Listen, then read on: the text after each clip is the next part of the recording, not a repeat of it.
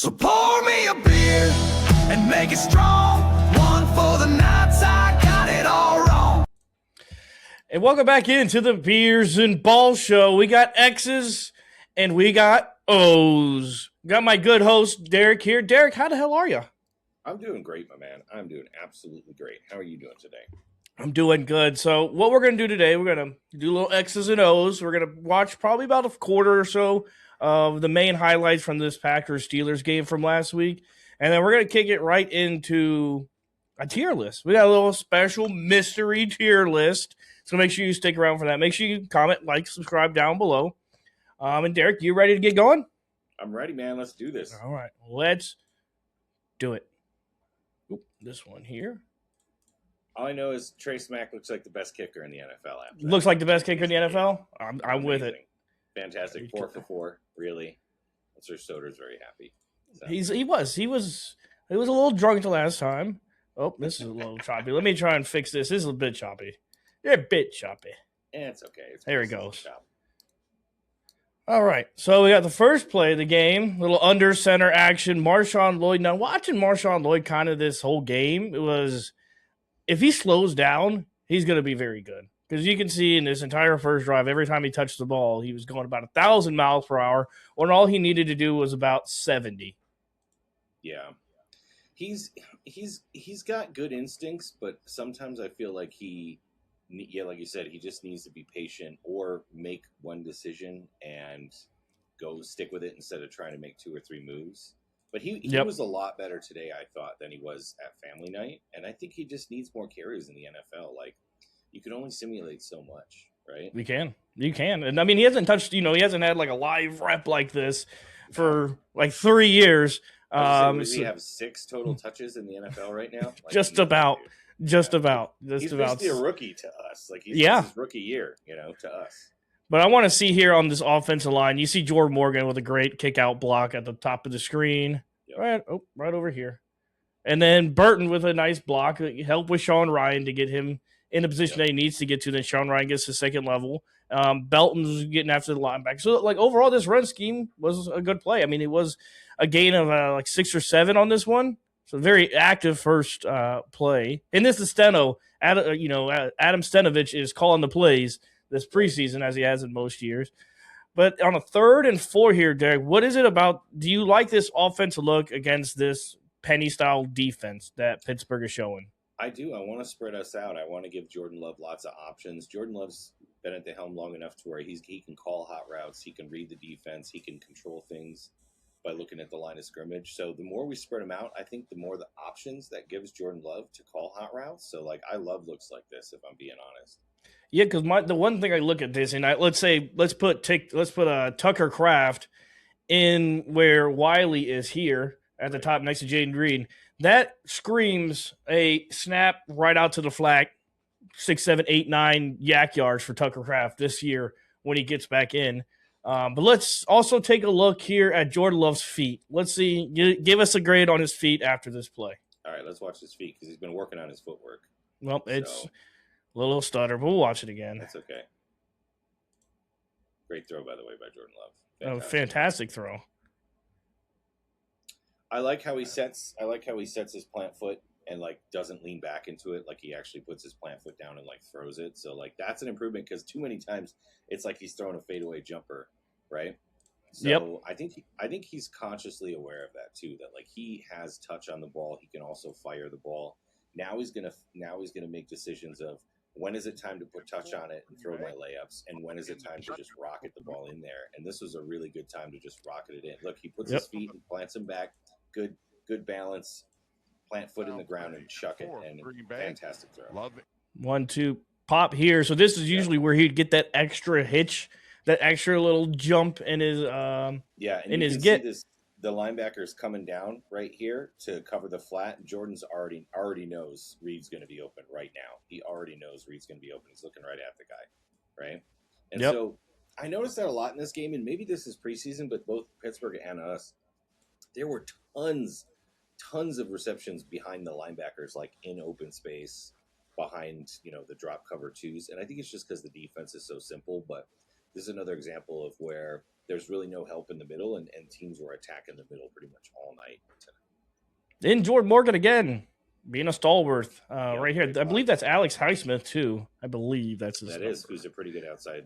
Pretty good, outside pretty edge damn rusher. good. The shotgun over the middle of And the his field foot has fires his it man. right over the That's middle. going to be Jaden first Reed down and gets a more. couple extra yak yards, And we moves talk the about some of chains, those moves the chains. This a little orbit motion. Wiley's coming down on the block just for positions, first and 10. Just people that their Mike typical McCarthy has Packers brought in. run. Lloyd But this once again, is this where time that trying to Marshawn cut Lloyd back, gets just a little couple of special yards, here, and the Steelers where he's position. able to People get that this Mike nice McCarthy has jump brought cut in. right Lloyd there once to again, kind of this get time back trying in, to get 2-3 cut That's back. 2 yards. extra yards right there. I mean, because he's not really a power back. He's No. more of a shifty guy, and it's a good difference between what Josh Jacobs provides, because Josh Jacobs has definitely got finesse and moves, but he's basically a power back. Like, Yeah, exactly. he's And I gonna was run for saying you. earlier in the week, I was saying if Josh Jacobs can get some, get back into practice, he can hopefully slow down Marshawn Lloyd to getting there, because Josh Jacobs is one of those more patient runners and finds the hole. And if he can just get back to that natural instinct positions, of people that running Mike the football McCarthy has brought again. in. But it's another good Lloyd job once by the again, run this here. I time mean, trying to Jordan Morgan talk about some of just those positions. ramsacked this guy. No, Jordan Morgan did a Lloyd once fantastic again, job. this time I trying to I mean, that actually- guy's just 6 gets yards a down the couple of yards. field. Yeah, Belton's the only one I Wilson worry in the about, middle of man. that. Like, Yep. he kind of got stood up, and he's a big dude. Like, he needs to be stronger than that. He should be pushing his guy back a yard or two on a run play like that when he's got the advantage, right? See, I count this. No, you're exactly right. That's why I think Monk's going to be playing right guard, and Yeah. Belton is just working at right tackle as a swing tackle. Now, going into this game, I was like, just please no dumbass swings, jet sweeps. And what does Adam Senovich give me? I mean, the play concept makes sense, right? It's 3-on-3 or 3-on-5, depending on what that linebacker does here. He's really looking at Jaden Reed coming back in. So the numbers are there, and nothing. I mean, Good Christian defense Watson by got the beat up pretty good on that one. Watson did a very poor job. It would have been better off if Marshawn Lloyd just dropped it.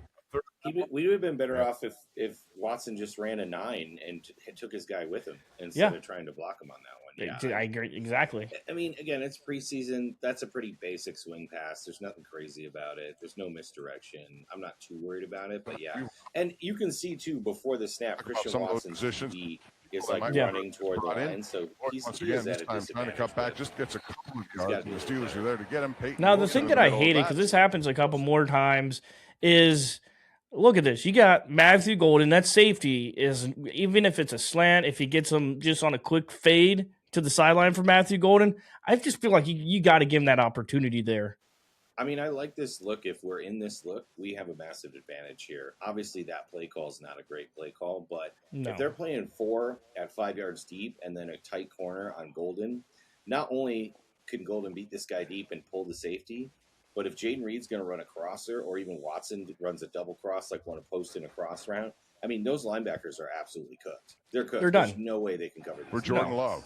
They're just not going to be able to. And I like it if that's there. But, I mean, just a simple, if you show that action and it's a pump double move to Golden, I mean, because you see that safety now, these are backups. These are not like they're starters, right? Yeah, I could see that. Pump the quick pass and then throw those Golden. positions. Yep, People throw that Golden Mike to the McCarthy's deep brought corner. in. Yep. Lloyd once This again, is this his time back. trying to cut back, just gets a There's couple the of Lloyd yards, one and the again. Steelers I will say Wilson this. in the middle of that. The offensive line Jordan wasn't Love. terrible. It wasn't great. But Jordan Morgan looks fantastic. defense. So Sean good. Ryan looked a little Over better, there. too. More than serviceable. I think that's yeah. all that matters right now. I Is think it's that's just all we need from Sean Steelers, Ryan. It's that's like gonna set up another year at third this down. position. We've got Burton now, who's maybe going to play center, maybe guard. We'll find out. We definitely need to draft, I think, offensive line in this next draft. We will see a lot of that in the regular season. I That's definitely, on Williams. I feel so much better with Sean Ryan in there than I ever did with Elton Jenkins. To be honest, I'm with you there. Even during the season, Sean Ryan looked just fine comparatively. Yeah. Now this is going to get Marshawn Lloyd. I'm sure he already got enough, yelling at him in the running back room here, because you have to reward your linemen when they do some good shit. Because look at this lane now. He'll see this as he gets more 110 carries, reps, whatever you want to call it, back underneath his feet. But if you look at his left side, Jordan Morgan, that's a touchdown lane. And then the extra shoulder jump. This is the nastiness. Look at Jordan. Then extra. Boom. Stay down. Dude, get him, Jordan. That's what the I like to extra see. stuff. Fucking That nasty, dude. Kobe Dean. Look at how small Kobe Dean looks compared to Jordan Morgan too. He's a linebacker. Oh, that's Patrick Queen. Yeah, Patrick Queen. That's Patrick. Okay. Yeah. I was like, that's no Kobe Dean. No, that's a corner. I think that he went and beat up. I was like, why does Kobe Dean look so small? But look at this lane. He gets an extra step, and then he gets to this outside because I don't think Highsmith could have gotten him here. Maybe could have gotten a play on him, but. Yeah. Marshawn Lloyd, there's a lane there. You want to go score a touchdown? Your touchdown, it's right here. Just go score. That is some good blocking, though. That is some really good blocking. Handoff up the middle, and that's going to Marshawn Lloyd once again. He was their third-round pick. Happens. That's why it's preseason. It's practice. Didn't play all that much there last year, but now they're going to use him there. Now we got. It looks like 3rd and 4. Golden again, 1-on-1. This should be Golden's ball right here. I know it's not. Love on 3rd and 3, firing, and I don't mind that, but I wouldn't want that on 3rd and 4 in the regular season. Like, that's too much of a 50-50 ball on 3rd and 4. They do that so often on 3rd down. Yeah, it's the preseason, but like, dude, Jordan's so good on 3rd down. I don't want to question him, but like, I don't want a 50-50 ball on 3rd down. Like, let the play develop. There's going to be something open. I think that's just a preseason throw. I'm not too it's a slot fade. They'd love to do it. I mean, he scored. I think Jaden Reed scored on a slot for like 2-3 times last year. Yep. And when I watched this game live, I said I was on a live with Soder and Doug, and I told them they both hated. And I was like, I think that's a ball Jordan Love placed there to get a call because he's too good. He's not going to miss. He's not going to miss in on that. I mean, it's a perfect throw. It's right where it should be on his back shoulder, so he turns around. And there's a lot of contact there. Trace back. Here's our guy, the MVP of the game. Our new favorite kicker this year, so they have high hopes for him, and he nailed that. 28. How do you, this is why that's criminal. Because 28 is the weirdest kicker number ever. Like 40s, 50s, 60s would make more sense to me than 28. Like, it's a cornerback number, dude, or a running back number. But yeah, I just think it's hilarious. So this is where so that first possession's done. Now starters are done for the rest of the game. Or at least Jordan Love and the crew are done. Now this is the first possession on defense. We're already seeing kind of that 3-4 look, that base where you got Cooper, edge, you got Evan Williams coming down. And Jonathan Gannon was pretty much a psychopath this entire game. I mean, for at least the first half. I've never seen a coach just send double bug pressures just in the preseason. It might be a new thing that the NFL coaches are doing, but it was definitely a new sign for me. And this running back is about to face a demon. As Zaire Franklin runs right through his face for a great sack overall there. I mean, this guy is an absolute psychopath, Zaire Franklin. Very happy to have him on there. Actually see him in game on how well he plays.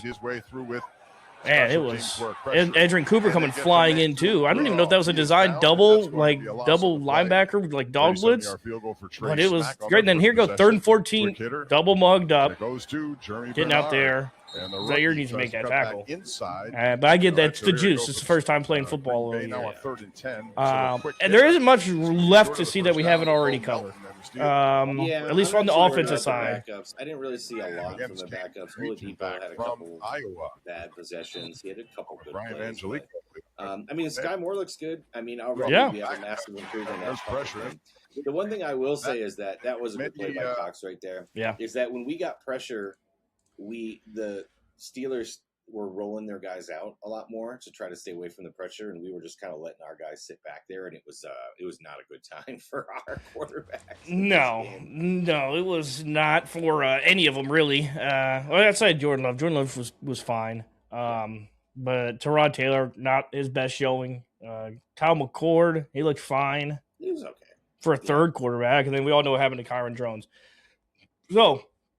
Moving out of this, it's really Steno's offense. I don't know how much we could take play style out of it because the one thing he's in charge of is the run game. I know Matt does all the pass game, so it was the running attack that I think we can take out of this on kind of what we should be looking forward to in season.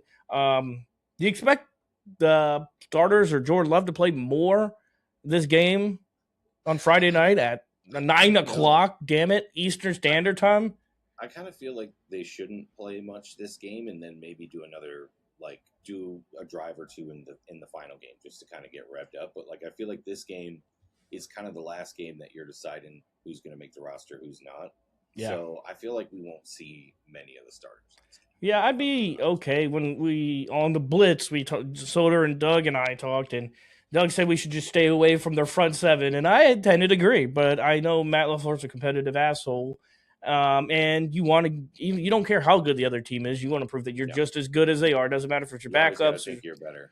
Right? You always have to be a competitive asshole, which is I like it. Great. But I would like to see a good passing drive and then a good rushing drive, like whether get in and get out. But if they don't play them at all, I'm just as fine with that as well because you gain nothing from it.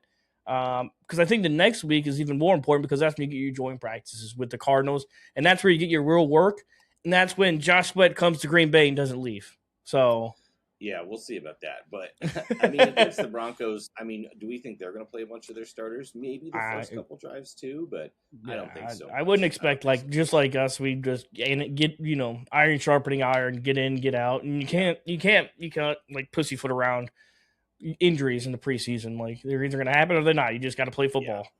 You just got to play football. That's why I think the second stringers you're gonna see a lot of Kyle McCord, I think, in this game. Just to see like what we have. Like, do we want to even keep him on the roster, or is he going to go directly to the practice squad? Right. Well, I think he'd be good. I think he's a practice squad guy that's an emergency quarterback. Right. I think so too. But you never know. Sometimes if they play well enough, they don't put him on the practice squad just so they don't get picked up by somebody else. Right. Yeah. That's we'll see. Absolutely it. We'll see. I mean, Drew Aller looked like a Heisman winner against us in the fourth quarter. It's like, preseason doesn't really tell you that much. Drew Aller's terrible, guys. I hate to tell you, Steelers fans, he stinks. He stinks. We played a bunch of man coverage and we fell over a few times. That game. That was a tough one for sure. So, Derek, what is our surprise mystery tier list? Okay. So, as you guys may have known, if you watch The Offensive or if you, listen if you haven't, go do it. Yeah. I talk a lot of crap about Matt LaFleur. Like a lot of crap about Matt LaFleur. No, Matt LaFleur hater. I'm thinking to myself, maybe I'm being too hard on the guy. Let's see where he stacks up against the historical Green Bay Packers coaches. And we got a couple. I love tier lists, Eddie. So I just decided to make a tier list of the Packers coaches. They're so much fun. So they are. So this is going to be a short list, obviously, because there's only so many coaches. Even though we are a long franchise, we are not a crappy franchise like the Bears, who have. You're dead to me, even if you're already dead. Yeah, I'm just now seeing this too from the first time. So I'm reading. I'm reading over what the rankings of tiers are, and the funny you're dead to me, even if you're already dead. That is great. That's the real category. Who knows who goes in there? But just saying. So the categories are legend, good, not great, or just good coach, meh, which is just like get out of town, crap, you were garbage, and you're dead to me, even if you're already dead. You are dead to me because you're a terrible coach. Okay, so now we got to start with the legend, Bart Starr. Great quarterback, Hall of Famer, maybe not the best coach. Had a losing record with the Green Bay Packers. Was the coach for, I think, roughly 5 years. I kind of feel like he's in the meh category. I don't want to say he was a crap coach, but... I mean, 52 and 76 is pretty crap. And only one playoff appearance. It's pretty So, I respect him too much to put him in you're dead to me, but... No. Can't do that with Barca. No, crap seems pretty good. Like 52 and 76, right. 3 legendary player, mediocre as a coach. Yeah, fair. Okay, all right. Now we're moving on to Mike Holmgren. Now, maybe do we consider Mike Holmgren a legend because he brought us back from the many years of destitute? Right. I mean, he had an insane record. Yeah, back-to-back Super Bowls. Untouchable at home in the playoffs, right? He didn't lose a game at home in the playoffs. Lost to John Elway. It was a tough Super Bowl. Brett Favre. So did a lot of people. When he shouldn't have. Yeah. So I mean, and honestly, dude, I think the trajectory of our franchise would have been so different if we just kept Holmgren and gave him the GM job. I understand Packers do things a certain way, but it's like I think as far as Packer fans go, it's a major regret that we let him go. He brings Seattle to the Super Bowl just a couple years later. He rebuilds that franchise. So I feel like he's a legend for us. Absolutely. Yeah, when you take a team from an absolute drought back to contention, especially a team as legendary as the Green Bay Packers are, and then like how bought in the fans are, because the fans in Green Bay Packers are unlike anything else. I mean, it's a 365-day job being a fan of them because you can reach out and touch them. so you feel like you're really a part of the organization. And when you went through that drought that they went into, bring in Mike Holmgren, and now you're already competing back again, you definitely get legendary status around there. I think so. I think that 97 Super Bowl meant so much too, because of so many Packer fans that had grown up as kids, like, my relatives and parents and whatnot, where the Packers were dominating in the 60s, right? And they just grew up with the Packers dominating as kids, and then they're just awful in the 70s, awful in the 80s, and then finally in 97 it comes back around. And we've been pretty much good ever since Holmgren got in the building. And of course, Mr. Ron Wolf. So yeah, I think definitely legend status. Okay, let's go to our other one-time Super Bowl winner, Mike McCarthy. Where do we rank Mike McCarthy? I don't think I can put him in legendary status because he made me mad so many times. I think it's good, not great, because the end was just so bad. The end was so bad, and all those great teams he had too. Yeah. He didn't. I kind of agree. He didn't do enough with the talent that they had. They should have done better. He honestly should have done better. I feel like he should have won 3 with Aaron in his prime. Looks just like some coach we know too well in Matt LaFleur. I think it's parallels are close. Yeah, I think a little bit. I mean, McCarthy got over the line, but let's remember, folks, we got over the line the year that we were the 6th seed and then blasted through the playoffs because we were on a heater. Then we had a bunch of games at home in the playoffs that we shouldn't have lost, and we lost, like the game to Eli and the Giants, right? Tom Coughlin's red face still haunts me. Dude, McCarthy, he killed me, dude. He killed me. He did win the Super Bowl, but I put that more on just Aaron and the defense playing amazing. Give him credit where credit's due. He's not a terrible coach, but he didn't do enough.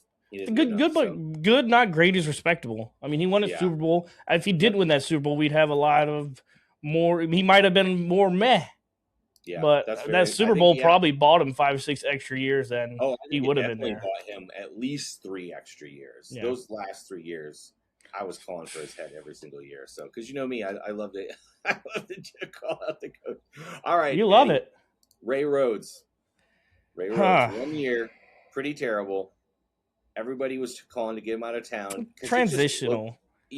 I think now that I look back, because at the time everybody wanted Ray Rhodes out because we were on the cusp of competing, and then we just go down absolutely downhill. And I think when I look back at it, he wasn't as bad as we think.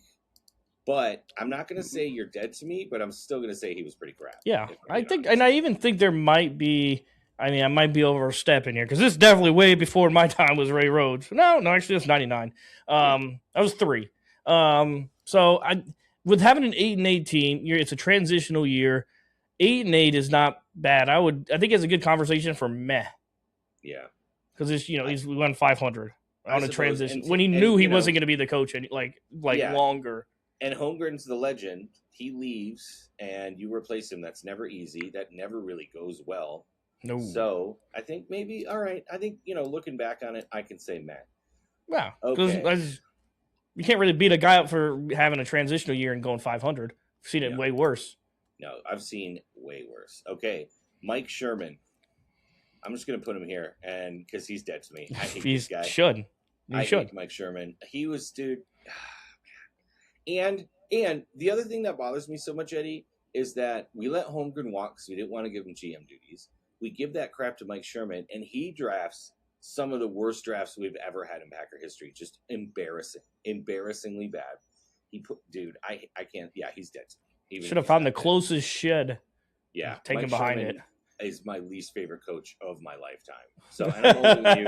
I was around in '99 to remember, but I remembered Ray Rhodes, but man, Mike Sherman really hurt. I can only go off of past games I've seen and conversations with people that were there on how bad he is. So I will agree. That guy was shit. Yeah, he's god awful, dude. Mike Sherman sucks. Okay. I don't think there's any question. We don't even talk about it. Vince Lombardi's one of the greatest coaches of all time. No question. He's the legend of legends. He did it first. He was the, there's George Halas. There's a lot of really good historical coaches, right? Yeah. Brown, obviously, from the Browns, and the legendary Cowboys coach. Tom Landry. Tom Landry. Yeah, they were assistant coaches together on the Giants before he was the Packers. That shit was crazy. Right. Imagine having 2 of the greatest head coaches and their assistants. Yeah. Like nobody, I don't even know who the head coach of the Giants were at that time. I have no idea. Don Shula, you got all these great coaches, dude. Bill Belichick these days, Andy Reid. The I know it's a Shanahan different tree. era. Yeah, Oh, yeah. I know it's a different era, but guys, the Packers won the first 2 Super Bowls, and they won 5 NFL championships in 7 years. 5 in 7 years. No one's come even close to that. The closest was the Steelers in the 70s that won 4 in, I think, 8 years, 4 and 6 years, maybe. Yeah, So I remember the that's first Super Bowl. I remember watching that on TV. Yeah, you were there. It's great. Yeah. Me and Vince were old drinking buddies. Yeah. I mean, there's a reason the Super Bowl trophy is named after Vince Lombardi. It's not. There's a reason for everything. Yep, he is a legend. All right, now we're going to talk about one of his best offensive blockers, Forrest Gregg, who was pretty crap. Yep, put him there with his quarterback. Crap. Yeah. He was there. They were both great. They were both great for those championships under Lombardi, but when they took over the team, not so great. But Forrest Gregg was crap for us. I think it was also part of the franchise. We didn't know how to recruit players. NFL was in a weird space there. Yeah. Like it was a weird time. Forrest Gregg goes to the Bengals and ends up taking them to the Super Bowl. So, like, he's obviously not a terrible coach. He was crap for us. I'm just being honest. And I think it was just we didn't have the guys. We didn't have the horses for him. Okay, so we're going to do Mike Holmgren last. Yeah.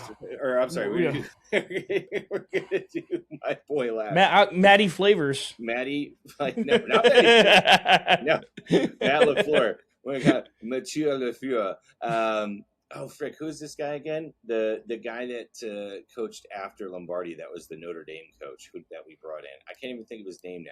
This was also before my time, Eddie. I'm not that old, but hold on. Let's see. Packers coach. I forget his name. I just had it in my Oh, head. Phil Bengstein. No, not Phil. No? It's like Don something. It's like Don after Lombardi. See, I'm prepared. Some of the old hats are going to see this and be like, yeah, it's okay. Soder's going to shit on us in the comments. It's fine. Dan Devine. He was famous because he was Notre Dame. He was Notre Dame coach for a while. Very well known. It was like a big hire for us, and he was pretty crap. I mean, 25 and 27. I'll put him in meh. I think it's more because, from what I understand, obviously we weren't there. He was a big name when he came in, and people expected him to turn the franchise around. He ended up going 25 and 27. Didn't last very long, and kind of disappointed a lot of people. 1971 to 1974. And again, we had Bengtson, that was the former defensive coordinator who took over after Lombardi. He actually had a winning record, but you could tell the team was getting older. They were kind of aging out. They didn't really do a whole lot in the playoffs. But, Bengtson was 20 and 21 as well. So, just kind of, just meh. Yeah. Yeah, I think it's better than crap because you got a coach of the year recognition, and that means something. I'm good with meh. I got because it's at 500. Like if I give Ray Rhodes the same benefit of the doubt at 500, I got to give to Don as well. That's fair. All right, now we're gonna go to the stadium namesake, Curly Lambeau. He's the GOAT. He's a legend, dude. Now, it's hard for me to say he's better than Lombardi. Obviously, he's older, but he invaded so much in football, changed so much, the forward pass, so many other things that he was well known for. I don't know. Maybe just because it's so long ago, I gotta keep Coach Vince Lombardi first, Curly Lambeau second, McCarthy third. How do you feel? Yeah, he gets the stadium. Vince gets the title. I mean, Vince was there for so long too. I mean, so Jesus, he was long. there for 28 years. Yep, 28 coaching. years. Jeez, forever. I mean, he saw everything from player basically. and coach. He was a great player and a great coach. So he was like Jackie Moon before Jackie Moon. Player, coach, owner, everything all in one. Yep, he was, dude.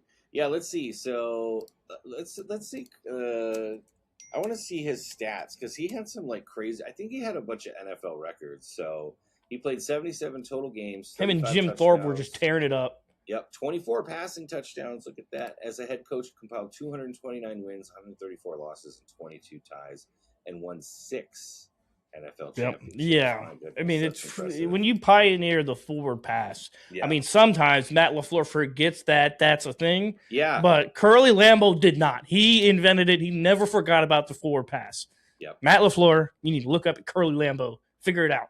Yep. All right, now let's go to a guy that when I was a kid, I kind Okay. of remember a little bit. But Lindy Infante, the years of Don Mikowski and the Magic Mullet and the Packers having their first winning season since like 1970, basically. Yeah. In 1989, Lindy Infante kind of turned it around, got Packers to the playoffs. It was kind of a big deal. So I don't know if I can put him in the same vein as McCarthy, though. No. He had one good year, and then it kind of fell off after that. But Yeah, he had a coach of the year. That was it. After that was in pretty crap. 1989, yep. And then he kind of paved the way, for us to hire McCarthy. But I'm going to put him in meh, but I'll put him in higher meh, just because he had that one really good year. Here's the thing that we have to kind of look at there is because Dan and Ray Rhodes were both damn near 500. Fontaine and Fontaine is 375. He was 24 and 40. That's pretty crap. He's pretty crap. He is pretty crap. But again, the one year that got us back to the playoffs was like he was only there for 3 years. So yeah. What was his record? I'm gonna see what his record was, because I was wondering if it was like terrible to start or terrible after. So yeah, he went 4-12 in 1988, took over a terrible team, right? Then got 10-6, coach of the year, 6-10 the next year, and then 4-12 in 1991. He just completely fell apart. So yeah, he kind of went up and down. One good year. I still think Maz fair though, because he took over a pretty terrible team. Got some. You would know more than me, so you could tell me where he goes. Yeah, and then it kind of fell apart. They didn't really have the horses then either. So yeah, I think Maz fair. I think I still put him above Ray Rhodes, just because again he made the playoffs. And it was very exciting in Packer country back in 1989 for those of us that were alive. I don't remember a ton of it. It's like he was the first dose of good things to come before Holmgren got to town. Yeah, where it was the excitement started coming back around. The beginning of like the new era of the Packers. It's really started with Holmgren, but like seeing Packer fans get excited about it was like not everything sucks right now. Yeah.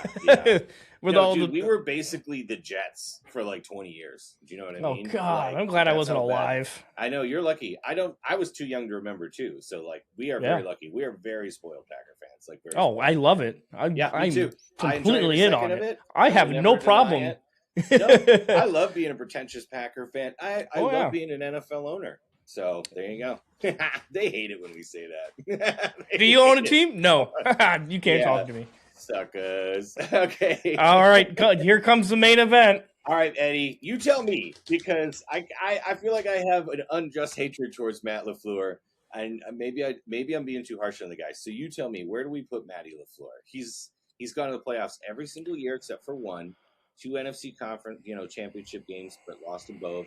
He's got one of the best winning percentages of any coach in their first 5 or 6 years. But this Green Bay Packers, man, like playoff wins are a big deal. They're a big deal. And the reason that McCarthy's in good, not great, is because he's got a Super Bowl, but that's not good enough even in Green Bay. If you want to be a legend around here, you got to win multiple titles. You got to do more.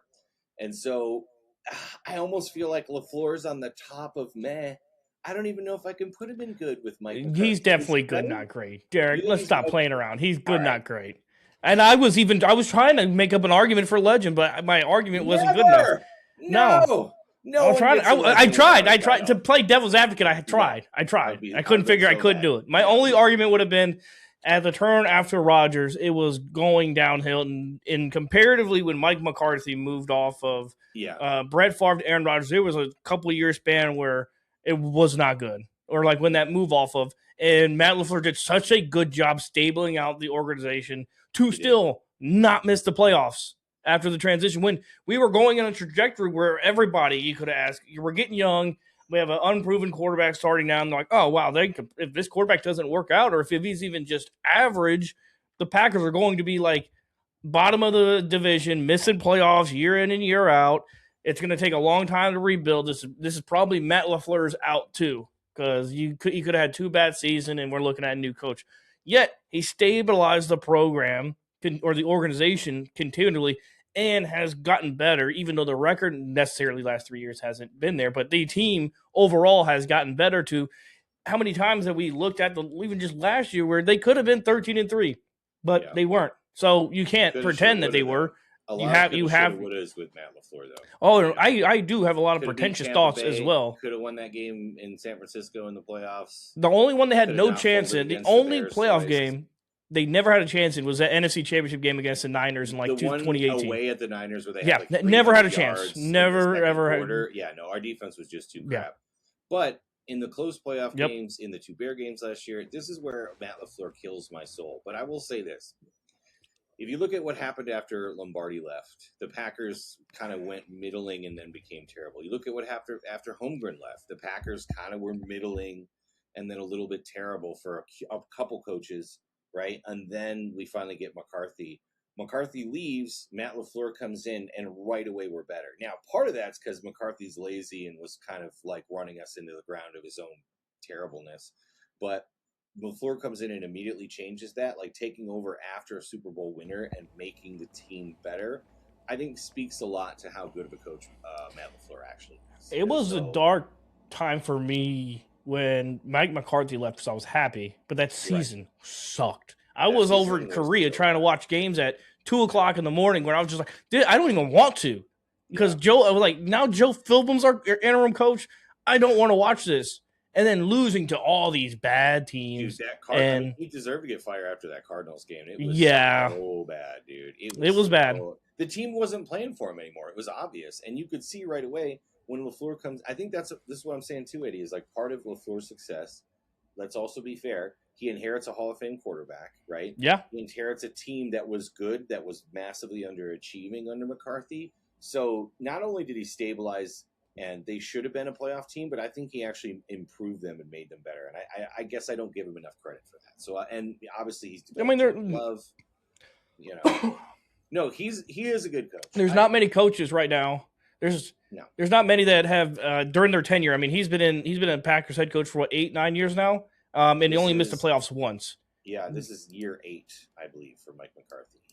And he only missed the playoffs once. You're not finding many first-time head coaches in a 8-year span only missed the playoffs once. Yeah. It just doesn't happen a lot. Now, Ben Johnson might be able to be that guy. He won 13 but games, we're not talking about that. 13 games, right? Obviously, Aaron Rodgers, but dude, 3 13-win seasons in a row. Won the division 3 years in a row. Obviously, goes 8-9 the last year with Rodgers, where Rodgers is basically cooked. Whether Rodgers wants to bad year. I mean, that team there was no hope in that team, man. No, dude, and the offense was just gross to watch. Like Rodgers was doing the same thing over and over. I mean, dude, even before the 8-9 season, do you remember the playoff game the year before where Rodgers just threw it to Devontae Adams like 20 times? Al-Azhar open over the middle. Nope. Dude, yep. Oh my god! I remember that. That was a Niner division. That might have been the only game I got overly emotional after because that team should have won a Super Bowl. Yeah, and that team they had everything in front of them. Niners game. Again, the first loss. They would have beat the shit out of the Bengals like they did earlier in the year. They would have beat the shit out of them. Well, I mean, they only won by a field goal, but they outplayed them. Yep. So now, after losing Rodgers, getting another quarterback in, right? Second in the North, 9-8. Third in the North, 11. And again, people are like, "Oh, they've never won the division." I mean, we were 11-6 and finished third in 2024. Like how the universe works. Would have won the division last year, right? So Anyway, and then 9-7 last year. And remember, Micah goes out. The last game against the Vikings, we threw in all of our backups because it didn't matter. He could have won double digits. I don't even remember who the damn quarterback was. Cartoon Network, is that what his name was? Blake Toon, Bart Toon, something like that. Clayton Toon. Clayton Tooney. Yeah. He gets a really bad rep. There is some of it that is deserving, but as much as the crap he gets, he doesn't get enough praise. In that first half of that wild card game, he was dialed in. I mean, he was slicing and dicing. And then the second half, he must have left his playbook in the locker room. Dude, this is what I'm saying is like, remember the Cowboys game where the Cowboys were the 1 seed? They were seed. We had no chance. There and demolished McCarthy. Absolutely demolished McCarthy. And was like, yeah, I took over for you and I'm still better than you. And that made me love Matt LaFleur until the next year's playoffs. But it's like, dude, he played with such huge cojones that game look what we did. And then he goes into other playoff games and he just shrinks. And it happened, like you said, in the first half of the Bears game, he's playing aggressive. We're chucking the ball down the field. We're like stomping on their throats. We come out in the second half, run, pass, run, pass. And it's like, dude, like, and then, end around. Oh my gosh. I can't even. Oh, I know. I'm glad I didn't make a bet with you on end arounds because dude, I think we should have a season-long thing is that we have to take a shot. A tally. And we keep a tally of how many shots we had to take for these. I just wish you would have just burned it to the ground. It's not a good play. It's not a productive play. It doesn't set anything up. It's so dumb. It doesn't work anymore. You pull out an end around like 1 or 2 games a year. Yeah. And you just when you know it'll work, he just keeps trying it over and over again. Well, the common argument with coaches, and they always say like, "Oh, the coaches can't go play the game for the players," and I'm like, absolutely, I agree. Like Rasheed Walker completely just like dialed it in that game, or just sold the game that one. But it's also in other games where that isn't necessarily the case, where it's the play style, the play structure, how the plays are going, because it's those little things that are not adding up to when you have a 10-point lead and you should comfortably kind of just coast along, and you decide you want to run a bubble screen, and then you want to run an inside zone that they all know what you're running, and then you want to throw a deep ball, which I love the deep ball, but it's like nothing set that deep ball up. Exactly. That's just I gotta just throw it and hope for a call. I'm hoping for a prayer. Do you know what an end around is, Eddie? It's being aggressive when you're actually afraid to be aggressive. Like you're not actually being aggressive. It's your aggressive play when you're being conservative, and that's why it's so easy to stop, because they're not afraid of anything else, and they're just going to run to the ball because they know you're not going to do anything crazy. They know you're playing, not to lose instead of playing to win. I hate that. And, I'm not sure if you've kept up with the Hard Knocks with the Seahawks. I kind of like that. I like all the offseason I have not watched stuff. it yet. Is it good, though? It is. I'm not going to spoil too much for you, but there was, and I'm not going to say Matt LaFleur's never done this, never said this to his guys, but something in the most recent episode really resonated with me is Mike McDonald. He's talking to his players before, and they got him all in the atrium. He's like, I used to coach like so scared. Like, I didn't want to mess this up. I was trying not to win. I was trying to how do I just preserve this? And I end up losing it. I just got ahead of myself. And then I don't remember how the rest of it goes, but it just, that openness to say, like, that's how you shed that, is that openness to, I tried to play not to lose. Now I'm trusting you guys. Like, and he said, we did it last year. I trusted you guys. Let's go win it, because it's not me. I can only put you in the positions. You got to go win. And so it's like giving over that mindset of, I'm trying to hold on to this and not lose it, instead of just, hey, completely just get it out. Like, trust your guys. Dude. But there's elements to like all of that stuff. Like if I didn't get absolutely hit with a band hammer by HBO Max, I'd love to put that clip in there. And if anybody else goes, go watch it, because that's very, very resonating when he's talking to his players about how his coaching style is, because usually around the parts, especially at the NFL level, the coaches are all just like buds, and pals and stuff like that. But it's really resonating to like the inside of the mind of a coach. And I'm sure Matt LaFleur has done something similar like that. I just haven't seen it, so I can't be like, oh, he has. Because we don't get to see anything at 12:65. The thing about LaFleur is we see times when he's playing to win and he's playing aggressive, and then we see times when he's not. And, oh, it's raining. I was like, I got my headphones on. I'm like, what's that noise? Oh, it's raining here. Hooray, it's raining in the desert. Raining in the desert. Yeah, that's always a good thing. When he's aggressive, they're so good. Like, I can't think of a time where they're aggressive, and I was like, that was too aggressive. Do you know what I mean? I can't think of a time, because they're so good at it. Yeah. I hope this year, a lot of the things that he's saying, again, Eddie, one of the things I like about the Gannon hire, there's a lot I don't like, but the one thing I do like is that Gannon is not in his circle of friends. He is outside of his circle of friends. He's a head coach himself. He's got his own, ego, his own thing. He's not going to bow to LaFleur. Like, he's going to kind of do what he wants, I feel like, and I think that's already a good thing. Yeah. The other thing is just LaFleur's language about how he's breaking down the offense and trying to find the things that they do well, instead of trying to be super clever and like letting the teams dictate to you. I think we're going to see the Packers dictate a lot more on offense this year. I hope so. The last two, I think they're really going to have to early on, and then that just creates that natural momentum throughout the rest of the season. Is when they have to do, knowing that you're going to have to score more points without Mike on the field. Now these other guys might defense still might be very, very good without Mike. And Mike is just a absolute like a catalyst effect where everybody else just starts playing out of their mind and keeps going. But you have to have that mindset. People are sleeping on the Packers because they want to see how they come out without Micah. Let's remember, guys, we won just as many games basically the last 2 years without Micah. You know, Micah made us better for sure. But this is the great thing, Eddie, is that, we're going to play 6 or 7 games without maybe the best pass rusher in the NFL. And then we get him for the end of the season. He's the most. I think he's the best because he's the most versatile. Like he can drop into coverage. You don't see Myles Garrett dropping into coverage. No, that's very true. You can do so much more. Might be the most dominant. Him and Aaron Donald might be the 2 most dominating defensive linemen that can just throw people around and do whatever they want. But Micah is dangerous in different ways, and Micah will run you down. Like Myles Garrett's very, very athletic, but he's not running down Caleb Williams. Do you know what I mean? He's just not. Like Micah can actually do that. He's a Jaguar. He's like, I'm gonna hunt you. Yeah, I love it. He's a lion. What I like to come is a lion. Yeah. No, Micah's coming out hunting. So if we can just get, and it's gonna give our because our defense was gonna be a little bit meh the first couple weeks anyway. We're putting. I always expected to be meh. I'm not expecting a top 5 defense. I will be happily surprised for a top 10. Give me like 15. They need to be like the offense. And when he comes back, if we could be around top 10, I would be excited. Yeah, if they can be anywhere, but this is the same way I look at the offensive line. If they can be like 12 to 15, we're going to be a really good team. Yeah. Because the offense is going to be top 5. We're going to be able to score a bunch of points. And if we just get, if we get like 3 to 4 stops a game, we should probably win that game. Yeah. If we get 3 to 4 stops. So dude, that's even a turnover a game would be nice. We didn't even get that last year. We had 11 I know. total That's going to definitely have to take up.